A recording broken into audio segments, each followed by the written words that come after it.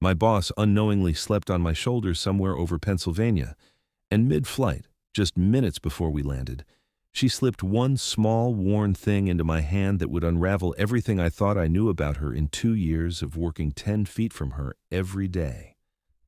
I thought the strangest part of my day would be sitting perfectly still for 2.5 hours so I didn't wake the most controlled woman I had ever met. But by the time the wheels touched the runway in Portland, that one thing my boss pressed into my hand mid-flight would send me alone through a city I'd never visited at midnight, drop me onto a quiet street where a green door had been locked for 5 years, and rearrange my entire life before I had even checked into the hotel. My name is Theo Marsh. I'm 31.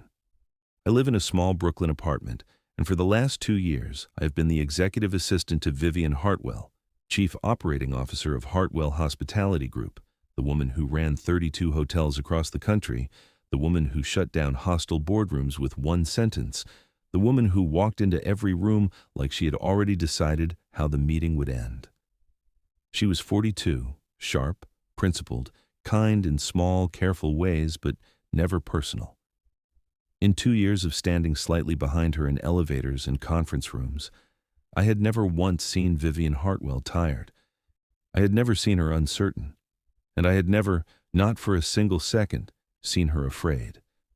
But that morning at the gate, something was wrong. She arrived 10 minutes late, which for her was a year. Her gray coat was buttoned wrong, her hair was pulled back too quickly, and in her hand was a paper bag from a small airport bookstore I had never seen her enter. "Theo," she said, a pause too long to be casual. "Thank you for booking the window. I had booked her the aisle. I always booked her the aisle. She always took the aisle. She liked being able to leave first. I didn't correct her. We boarded. She sat by the window. She didn't open her laptop. She didn't open the bag. She watched the safety video like it might quiz her later. The plane pushed back from the gate. Somewhere 2 rows behind us, a baby started to cry, and Vivian Hartwell, the woman who once stared down a senator, flinched. A baby crying made her flinch. The engines deepened, the runway lights blurred, and just before the wheels left the ground, she closed her eyes and whispered something I will think about for the rest of my life. "I just hate the part where you can't get off." I didn't know what to say to that, so I said the only true thing I had. "Me too." The plane climbed, the cabin shook, and somewhere above the clouds, the most controlled woman I had ever worked for slowly, without permission, without sound, let her head fall against my shoulder and went still. For 2.5 hours, I didn't move. My coffee went cold. My arm went numb. The flight attendant walked past us twice, saw, and gave me the small smile flight attendants give when they decide not to interrupt something quiet. And the whole time, I kept thinking the same thing. She trusts me. She doesn't know she trusts me.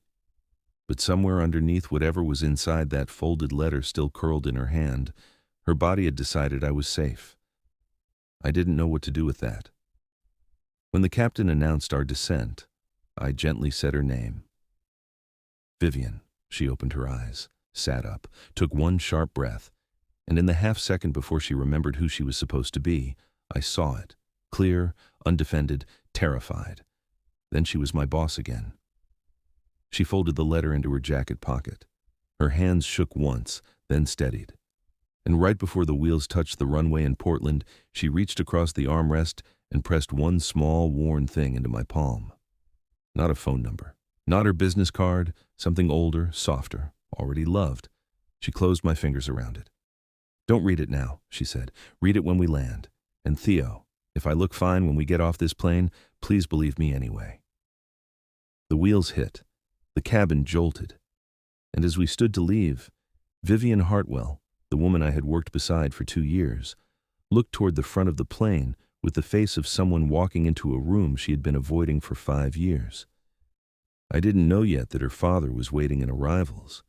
I didn't know yet that the small worn thing in my hand was a doorway to a life she had buried. All I knew was the weight of it in my palm, and the look on her face when she said, "Please believe me anyway." We walked off that plane into a wall of fluorescent light, and the small worn thing in my palm felt like a coin from another century. Vivian was 3 steps ahead of me now. Her shoulders had straightened, her chin had lifted, And in the time it took to cross the jet bridge, the woman who had been asleep on my shoulder 10 minutes earlier was gone, replaced by a stranger who looked exactly like my boss. It was the most disturbing thing I had ever watched a person do. He was waiting at the end of arrivals. Walter Hartwell, 67, silver-haired, tall, wearing a navy coat and the small, warm smile of a father who had already decided how the conversation was going to go. "There you are," he said. "Good flight?" "Fine." His eyes flicked to me. He saw me, decided in half a second that I was staff, filed me under not relevant, and turned back to his daughter. "The car's outside. Hotel, then dinner at 7. I have the contracts in the room." Vivian's jaw moved just slightly. "I told you we don't sign anything until I see the building." "You've seen the building, sweetheart. You grew up in it." That sentence landed strangely in the air. I didn't understand it yet. "I want to see it again," she said. "Tonight." "There's nothing to see at night, Vivian." "Then I'll see nothing." In the back of the town car, while Walter took a call up front, I uncurled my fingers. It was a business card, soft, yellowed, the edges worn from years of being touched. The front read, "Marens, Bakery and Coffee, 41 Pearl Street, Portland, open from 5 a.m., except Sundays." I turned it over. Newer ink, her handwriting. "If I'm not there by morning, please come find me." My breath caught. Maren, her mother's name. The mother she had never spoken of in 2 years. The mother whose name sat on a small bronze plaque in the lobby of headquarters. The one Vivian walked past every morning without ever once looking up. I looked over at her. She was still staring out the window, but her hand had moved to the inside of her jacket pocket where the folded letter was, and she was holding it through the fabric like it was the only thing keeping her upright. I closed my hand around the card. At the hotel, Walter peeled off to make calls. Vivian pulled me aside in the lobby. Her voice was low, controlled, almost steady. "I need to do something tonight. Alone. If my father asks where I am, I'm at the building on Lincoln Street. I'm not." "Okay. If I'm not back by morning, the address on the card, that's where I'll be." "Vivian, do you need me to come now?" She closed her eyes for one full second.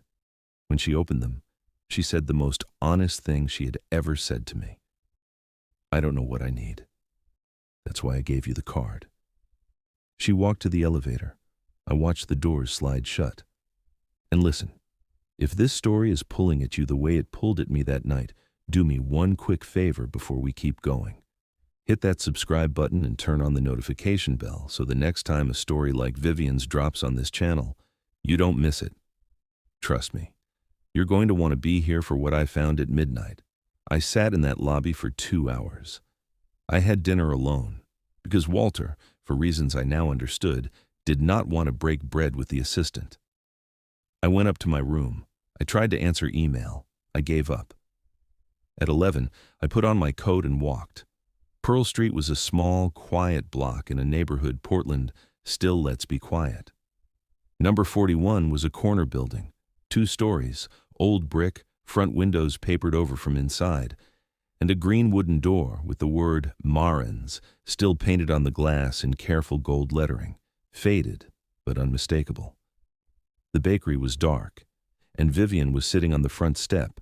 She had her coat pulled tight, her tote on the ground beside her, and a small brass key in her hand. She was just looking at it, like she had been looking at it for an hour. She didn't seem surprised when I walked up. "Hi," she said softly. "Hi." I couldn't go in. I sat down beside her on the cold concrete, not too close, close enough. "Why not?" I asked. She turned the brass key slowly between her fingers. "Because the second I open this door," she whispered, "I have to be a person my father didn't raise." That sentence sat in the night air between us for a long time. Then she stood up. She slid the brass key into the lock. She turned it. And the green door of Maren's Bakery, the door that had been locked for 5 years, the door her mother had painted the gold lettering on with her own hand, opened with the slow, soft creak of something that had been waiting half a decade to be heard. The smell hit us first. Old flour, old wood, the faint ghost of cinnamon. And as Vivian Hartwell stepped over the threshold of her mother's bakery for the first time since the funeral, I watched every wall she had built inside her father's empire begin, very quietly, to fall. Inside, the lights came on slow and warm and yellow. 6 tables, a counter, an empty glass case, a chalkboard menu still showing prices from 2019. And behind the counter, on a single hook on the wall, a worn red apron with the name Maren embroidered in white thread. Vivian crossed the room slowly, like the floor might disappear if she walked too fast. She lifted the apron off the hook. She held it against her chest, and for the first time in 2 years of working 10 feet from her every day, I watched Vivian Hartwell, the woman who had shut down hostile boardrooms with a single sentence, fold in half over a piece of cloth that smelled like her mother. She didn't cry. Not yet. She just stood there, holding it, the way you hold the last warm thing in a cold house. I stayed by the door, because the moment didn't belong to me unless she invited me into it. After a long while, she walked to the counter, opened a drawer, and pulled out a small leather binder. Recipes, in her mother's handwriting. Folded inside the front cover was a letter. Her hands shook as she opened it. Then she sat down on the floor, Vivian Hartwell, in a $5,000 coat on the dusty floor of her mother's bakery, and she read. She read for a long time. And then, without looking up, she said softly, "Theo, come here." I crossed the room. I sat down beside her. She handed me the letter. The handwriting was soft, slanted, careful, dated 5.5 years earlier, 6 months before Maren died. The line that hit me, the one I will remember for the rest of my life, was near the end. If you ever wake up in a life that fits everyone but you, come back to the bakery. Open the door. The bread will remember who you are, even if you've forgotten. I put the letter down.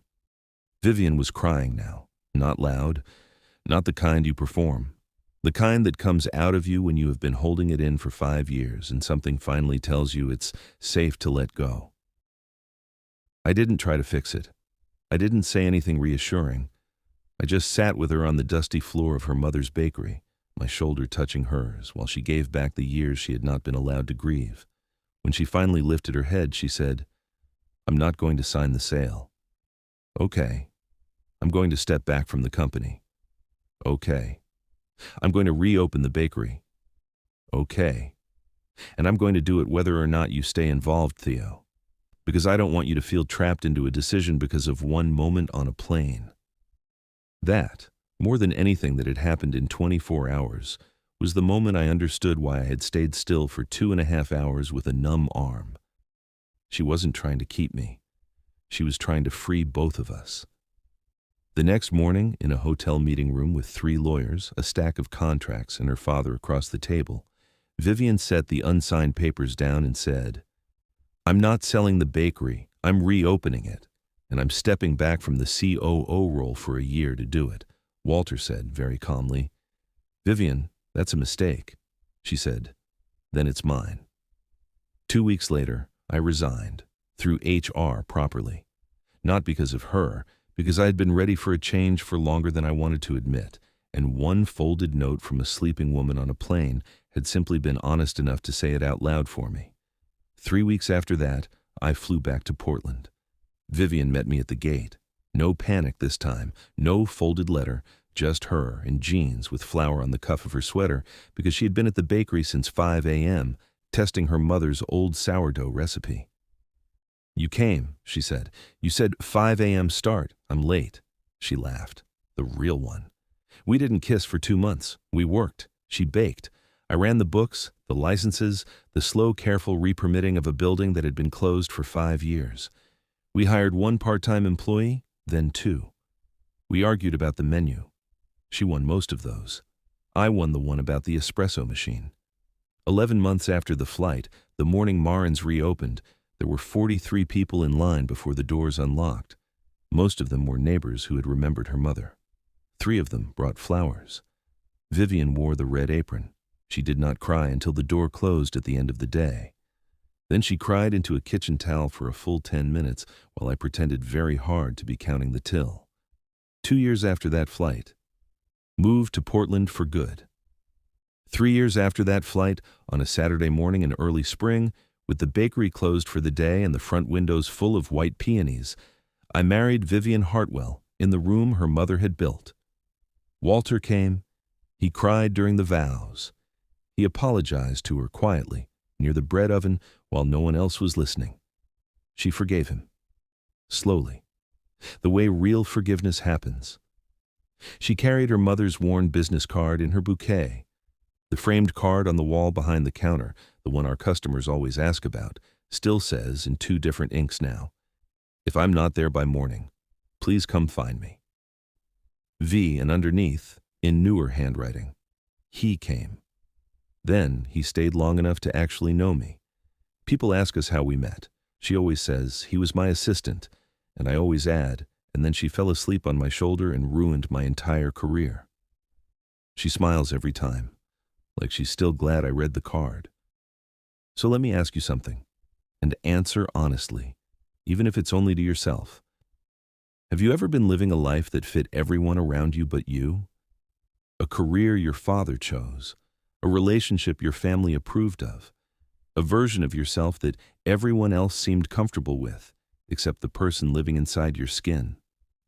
Because the thing nobody tells you is this: the bravest thing a person can ever do is not run from a stranger on a plane. It's wake up one morning, look at the life you built to make other people proud, and decide, quietly and without anyone's permission, that you'd rather be loved for who you actually are than admired for who you pretended to be. If this story moved you tonight, leave a comment and tell me about the moment in your own life when you finally chose yourself. I read every single one of them. And if you haven't already, please hit that subscribe button and turn on the notification bell right now, so when the next story drops on this channel, you don't miss the one that's coming for your heart. I'll see you there.